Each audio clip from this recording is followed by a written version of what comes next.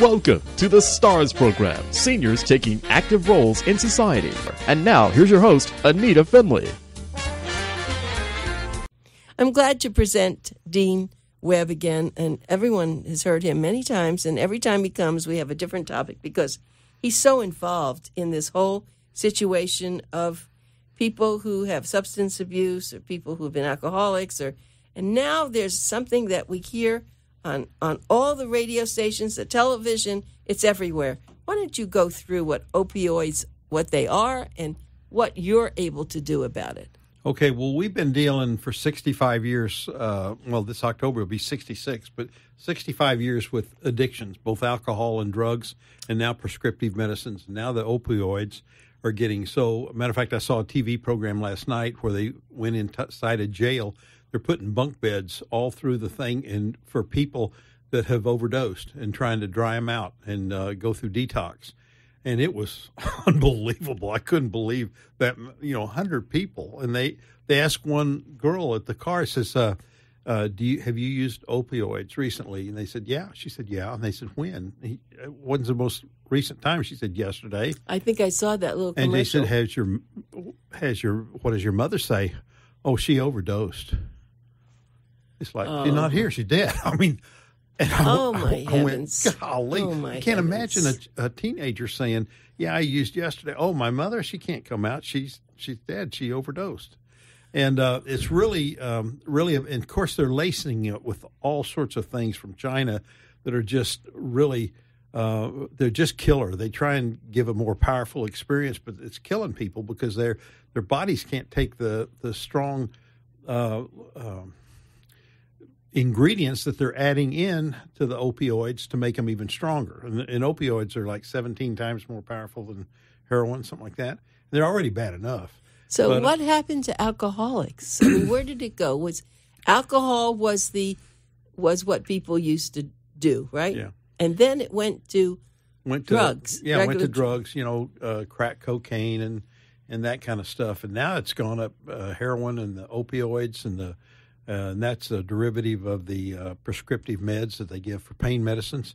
And, this Sunday we have a graduation at Boynton. We have 6 men and 2 women graduate. And I can assure you in advance, I haven't heard their stories, their speeches, but I can assure you that alcohol and marijuana were the gateway drugs that got them started on the path. And then they wanted a bigger high or a greater feeling. And they got pressured by peer groups into doing that. And it's really scary because people that, especially if they've detoxed, if they've come to the end of themselves and they've detoxed, if they ever go back, let's say they were on heroin, if they ever go back, it takes 1/4 as much heroin in needle to give them the same high that it used to before when their body had a resistance and built up a resistance to it. So once they've detoxed and their bodies have relaxed, it takes 1/4 as much. So a lot of times they'll go back and say, oh, I want to experience that high again, and they'll shoot up and with the same amount they had, and before the needles are down, they're dead. They've just overdosed because their body cannot handle it. And it's really a serious epidemic. And I know that you don't take anyone if they're not detoxed, but where do people detox? How is that? The county here in Lauderdale and Boynton and Boca, we have government facilities where they can go detox. And sometimes people lie that they've detoxed to get in our program. They just want to get started, and we have to send them to detox because we don't have any. We're a church, so we don't. As a faith-based organization, we don't have the medical facilities to deal with that. So we can't deal with anybody who had either detox or had or taken psychotropic drugs. We don't have a way to measure and monitor that. So we have to have somebody that's already detoxed and clean to start the work because it's a work program for 9 months there. Okay, well, let's go back to the pain medication because a lot of people, look, you've been on pain medication. My husband was on pain medication when, before he had his hip and knees operations. What's happened to the pain medication? What's going wrong with that? Pain medication, OxyContin is actually more powerful than heroin. And when a doctor will prescribe that and you've come to the end, if you're still got pain and your prescription's out, quite often a doctor will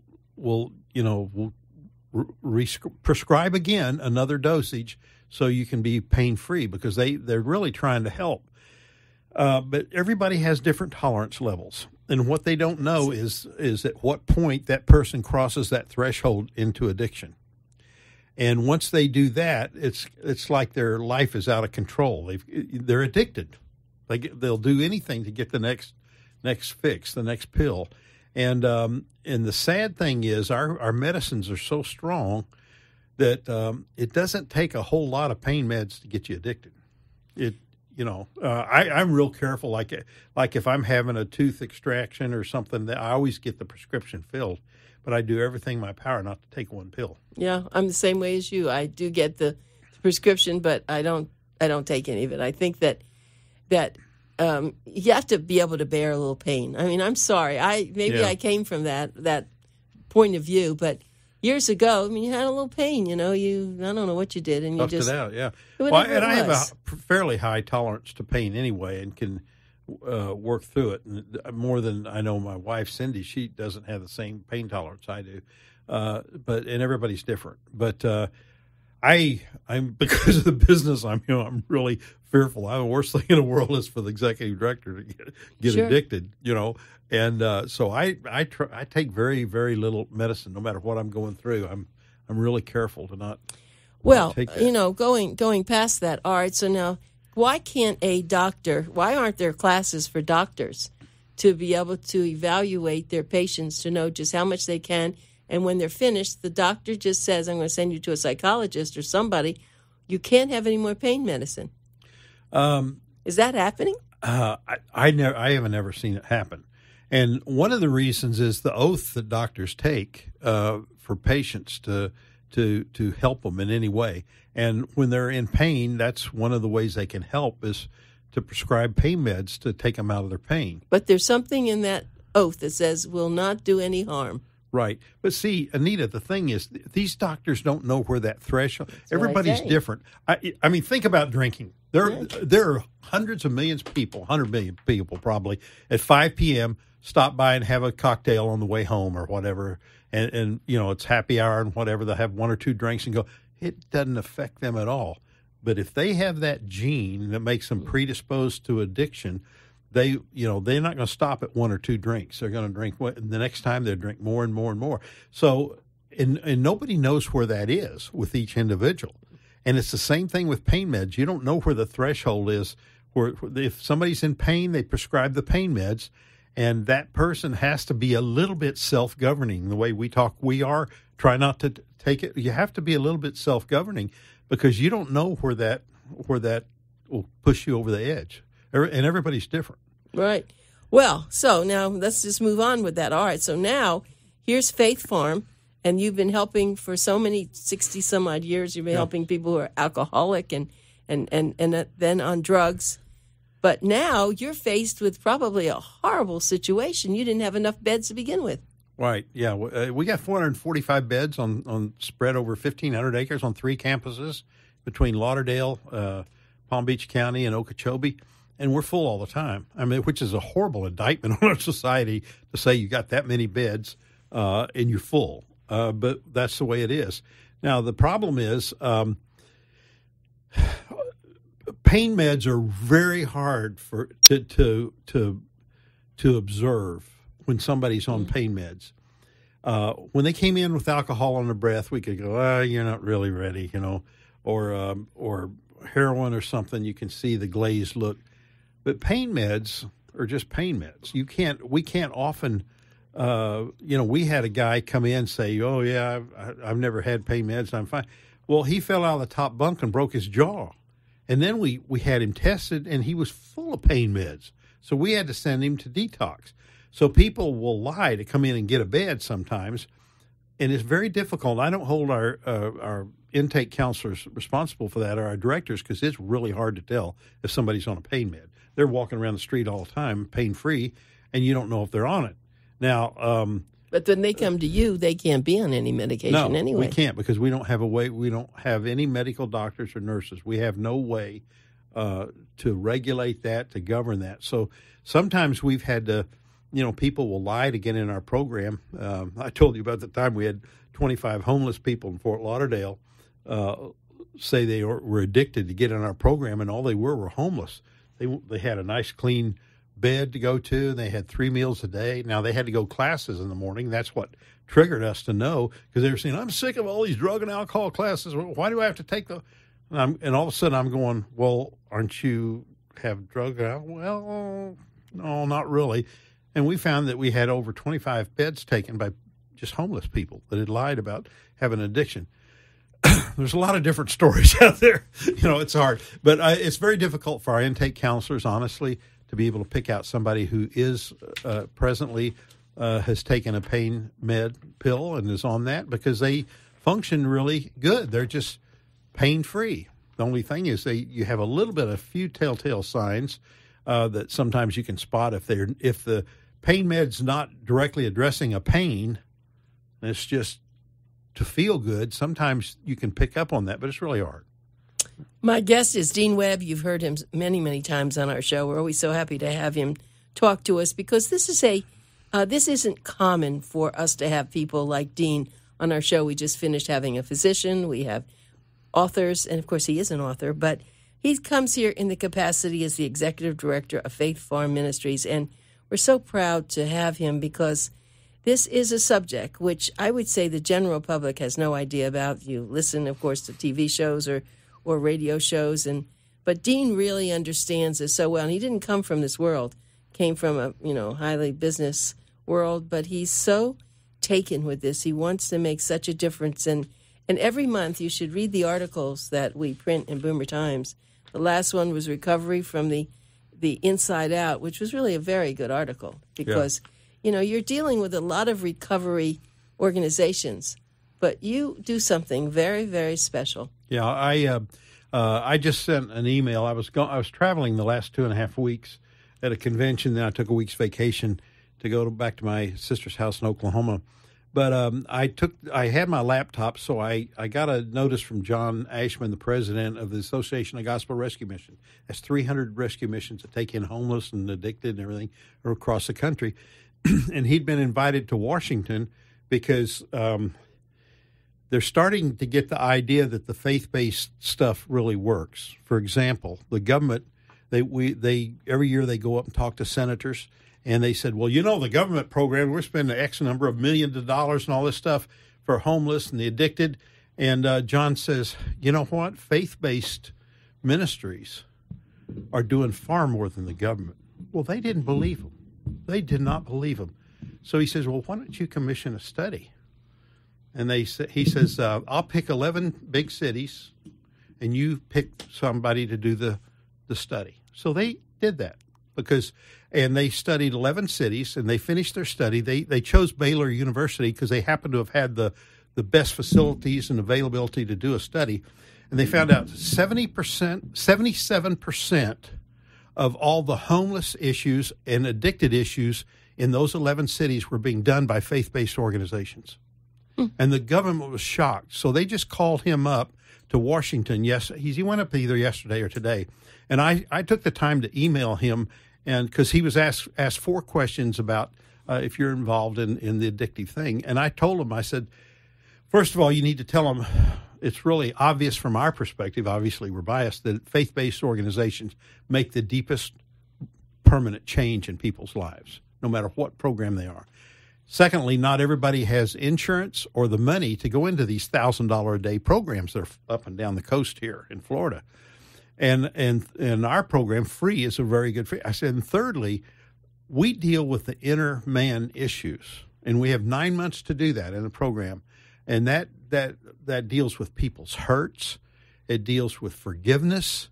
A lot of times people are angry at their parents because they feel like they weren't there for them, or they didn't get a job they thought they were most qualified. They have deep anger issues, and they need to get to a point spiritually where they can genuinely say, okay, God, I'm yours. I'm going to forgive that person because it's not hurting them. They don't even know I have aught against them. It's me that it's hurting, that I'm holding that unforgiveness. So I said, John, you need to tell them that the faith-based organizations deal with the issues that make permanent change in people's lives, not just abstinence hey, I'm in here for 90 days or 30 days, whatever. To me, that's an abstinence program. And if you don't deal with the inner causes that caused you, the stuff that caused you to get addiction and to stay with it and to keep using, you're not. I don't think you ever get clear of that. So is he doing that? He's doing he took that. your advice. Yeah, and others that are dealing with what we're doing that are in that mission. It's interesting that you should say that. There are a lot of people who are dealing with those issues and they're not on alcohol or absolutely. drugs. No. You know, it's the way they live and they never have peace because they blame it on other people and they can't forgive. And I know a lot of people, everything was their mother's fault, their father's fault, blah, blah, blah. They just don't happen to have gotten into alcohol. Right. But their life isn't very happy. Oh, no. It can make you miserable. It doesn't mean you're into drugs and alcohol. I agree with you. But the thing is, we deal with the people that are addicted, so we know that's what's works. If you got, you're right. Not everybody gets into drugs and alcohol or gets into an addictive thing. But they still have those same issues. Right. But they pretty much just keep it within themselves, their family, or, they go in and out of the marriages and all. But what you're talking about is very serious. When somebody becomes an alcoholic, as I have seen from so many of the graduations, they lose their job, they lose their family. It's really a very hard life. We have numerous people that were multimillionaires and absolutely lost everything. Just everything. It was just an encroachment in their life. Slowly things went by, and then they lost this and lost that. Then they lost their house, and then their wife left them and lost their business, and their addiction just eroded their whole life. And the sad thing is they're aware of what's happening along the way, but they hadn't hit bottom yet. At some point, you got to get down to where you've got to say, I need help. Where they think they can do it themselves. Yeah, they always think they can do it themselves. Yeah. And you're really correct. There are a lot of people with issues that they're nowhere near addicted to drugs or alcohol, but they have unforgiveness issues and they hold things against people. And the sad thing is, there's a verse in Scripture that says, beware lest a root of bitterness spring up in you and defile you. Well, that's what happens. That bitterness gets in there, and it defiles those people, makes them angry. They grit their teeth. They're upset about this or that, and they don't flow in the cleanliness of being free of all that, And it's really sad. And like you said, they don't have to be on drugs and alcohol to do that. And so it's that's why people go to psychiatrists. They try and figure out what to deal with issues and all that stuff. Right. So that's my next question. Have you ever had someone that came in and they wanted what you offer, but they weren't alcoholics or something? We've had people lie. They've had problems in the past, and they might have been. I talked to a girl yesterday who she hadn't had a drink or a drug in 18 months. She says, but I know I had issues to deal with, and I know I'd find God at your place, and I have to deal with those issues, or I'll never get over this. Now she said, I didn't just detox. I did that 18 months ago, but I was sitting in jail up in New Hampshire, and somebody told me about your program, and that resonated with me and said, I'm getting released in 2 days. I'm going to go online. So it's called prevention. Yeah. After they don't want it to go any further, and they recognize it, right? Now, they relate to all of our addictive courses that we teach because they once were, but they haven't been the last 18 months. So they kind of, they talked their way into the program because we had an open bid in the women's program and said, I don't want to go back there. I haven't been there for 18 months, but I don't want to go back there. And I know I've got issues to deal with. So we took her in. And she's doing great. She said, this is the best thing I've ever seen. She said, I'm learning so much about myself and about God and how to deal with others. And she was just bubbly, This is great. Now, you once, years ago when we were talking, you didn't have very many women doing this because you said it was more of a difficult situation. But it seems like your women's groups have grown. Well, we're up to 21 beds now. Years ago, we had nothing. And a lot of people don't realize it, Anita, but there are more women alcoholics in the country than there are men. Most people don't realize that. Now, the women, because of emotions and having kids to be responsible and take care of and stuff. They don't trust who's taking their kid. It's very difficult for women to come in and commit to 9 months like the men do. It just is. So we'll never get up the volume where we have a humongous program, because a lot of times women, I was glad to see 2 women graduating this coming Sunday, because we'll go several 6-week graduations with men, and no women. And the problem is it's difficult for them to stay 9 months unless they truly, fully feel totally comfortable with who's caring for their kids. If they're not 100% comfortable, they might stay 3 months, 6 months, whatever, and get what they can. But sooner or later, they'll bolt for the door and go check on their kids. So that's one of the big problems with women is the children. They're mothers. They don't want to be away from their kids, and if they don't feel comfortable with who's caring for them, it's really hard for them to stay 9 months. It's so difficult. But I've met now some of your executives in the women's areas, and they're fabulous. They really understand. Yeah, they really have a heart for the women, just like the men have a heart for the men. And I had the women's director in my office this morning. Last appointment I had before I headed down here to Boca, but she was just talking how difficult it is for get them to just slow down and realize, it's going to take some time. They're all impatient. It's like they want the magic sprinkle dust from Faith Farm. I'm saying we don't have it. We provide the place. We provide the education, the opportunity, the clothes, the shelter, the food, whatever you need in the education. But it's up to you to get your healing. In other words, you have to take we have a class called houses, and that's where somebody goes on the board and does the little stick figure houses of every place they've lived, and they'll put the address and they'll draw who's in the house and stuff. And as they do that in front of their classmates, and we don't do that until they're about 6 months in the program, and they formed a real good bond with the other women that are in their class. You can't do this with strangers, but all of a sudden they'll get to the third house and they'll start weeping because they'll see a pattern of lifestyle of either maybe a father changing jobs, and it created such a disruption in their life. They never, just when they got to get a friend, our director, Troy Hardy, he drew a bunch of houses, and he started weeping when he went through the program because he realized that of all those stick figures, there was not a man there. His mother, he was one of 7. His mother had 7 children by 7 different men. She was the only consistent one in those pictures. But he realized all of a sudden that the hole in his heart, there was no father in his life. And that's when he said, I'm going to take God the Father to be my father. I think I heard that at that time, and I thought that was beautiful. That was a good thing for other people to hear. Yeah, absolutely.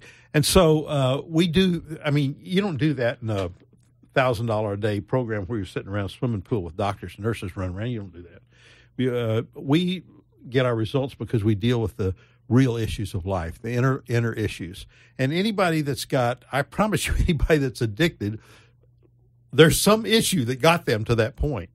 It might have started with drinking and marijuana, peer pressure in high school or something, but at some point they wanted something stronger. They wanted to bail out, and they got something stronger and stronger, and then they got addicted. And usually there's some issue that will not allow them to go back and deal with that until they're confronted with it. They just don't do that on their own normally. You have to be be introduced to it, And so what happens if someone's on your program and now they get sick? I don't mean like with alcohol or something. Oh, ill. We're located in Palm Beach County, the women's program, and there are county services. The government says anybody in a recovery program is designated homeless, and they're considered indigent. So they are taken care of. If we will take them to the hospital, and they do get medical care. Now, dental around the corner from Boynton is a wonderful nonprofit called Caridad. They give meals on noon or breakfast and noon, and but they also have a medical facility, and they have dentists that come in and volunteer.